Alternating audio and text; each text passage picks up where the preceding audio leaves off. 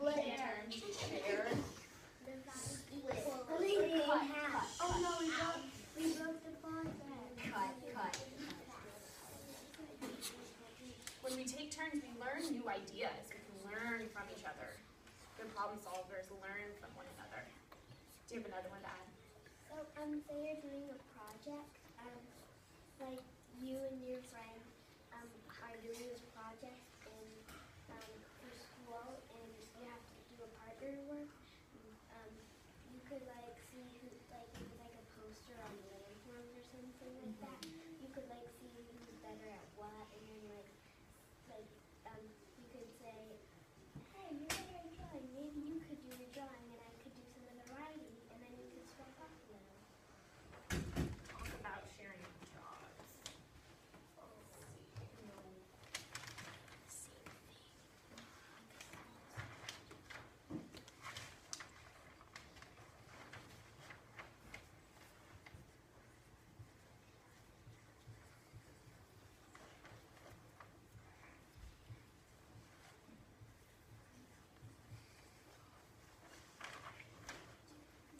Do we have any other characteristics to add to our problem-solving list? Do you think we covered it? So good problem solvers think a lot, they compromise, they are flexible, we use our brain, we take turns, we share our jobs depending on our strengths and weaknesses. Is there anything else to add? Do we just give up if we can't figure out an answer? No. What do we do? Don't give up. Don't give up, maybe keep trying and trying. Yeah, determination. All right. So I'm going to read you a story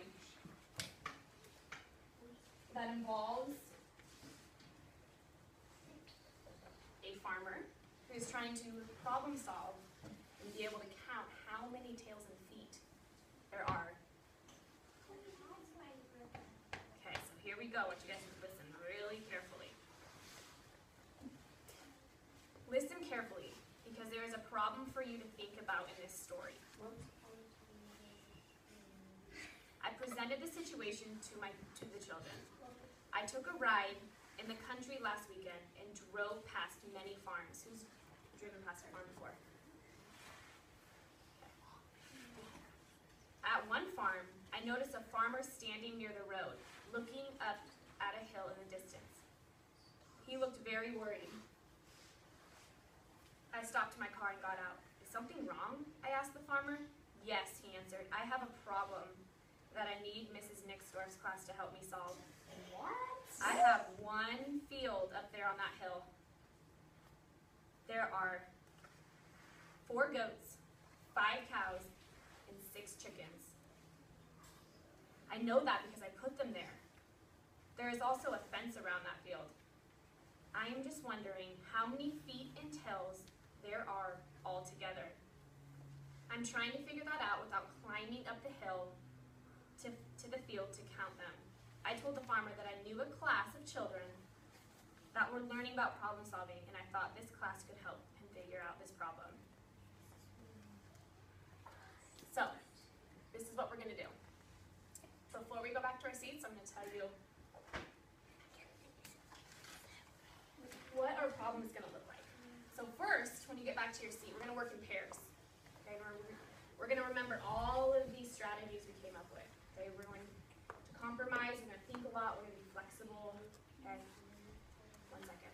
So we're going to go back to our seats and we're going to retell this story. So you guys are going to talk about the story, you're going to highlight important information. That's going to help you understand what happened in the story. Then you're going to talk about the problem. You're going to take a piece of binder paper that the paper passer hands out to you. And on the binder paper, you're going to draw, write equations, you can use variables, you can use numbers, you can use words. Okay, that's your rough draft piece. And you guys are going to have to put your heads together, okay, and think about it because we have to agree on one answer. Is there more than one way to solve this problem? Mm-hmm. Yeah. So you may have a paper that if you finish one way of solving it, you may try another, okay? When you agree on one answer, you're going to have a big piece of white paper, and that's going to be your final draft. You're going to draw your pictures if you drew a picture of a cow. You're going to write your numbers, and then you're going to turn and talk to your partner and talk about the answer and the process in which you took to solve that answer. On the back, you're going to write 3 to 5 sentences explaining in words how you solved your problem so that the rest of the class can understand your thinking. And then we're going to have time for share-outs at the end. Thumbs up if that makes sense. Fiona, do you have a question? So you're going to give us like the same stories?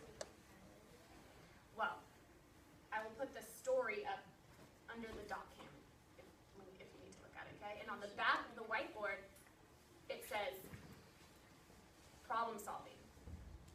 There are 4 goats, 5 cows, and 6 chickens. All you need to know is what you're trying to answer. How many feet and tails are there all together? On the back, in purple, you're going to write an explanation describing your thinking. To solve this problem, we ... What did you do? First, we talked, we communicated, we collaborated. Then ... And you're going to describe exactly what you did. What you did.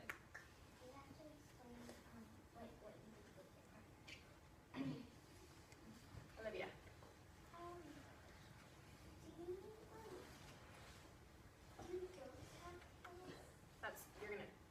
That's something to think about. You and your partner are going to discuss that. Okay? Maddox. Do we add the number of tails and the number of feet together? How many feet and tails are there all together? So how many answers should there be? There should be one. 1. Yes. Tyler, do you have a question? Okay, we'll save it, okay? All right. Go ahead and stand up, go to your seat, and then need the 2 paper passers.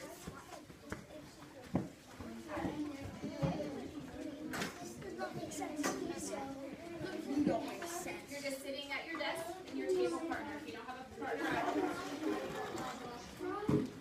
that's why we're problem solving or collaborating. Yes. The only thing you need is a pencil. So everything else will be put away. The 1 per person.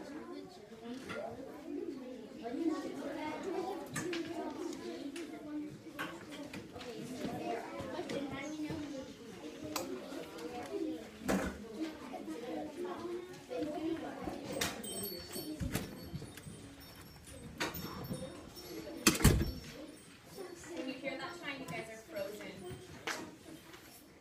So the paper passers are going to pass out 1 piece of binder paper. This is used for your rough draft.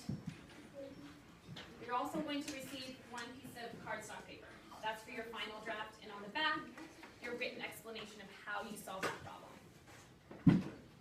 Part of problem solving is working together.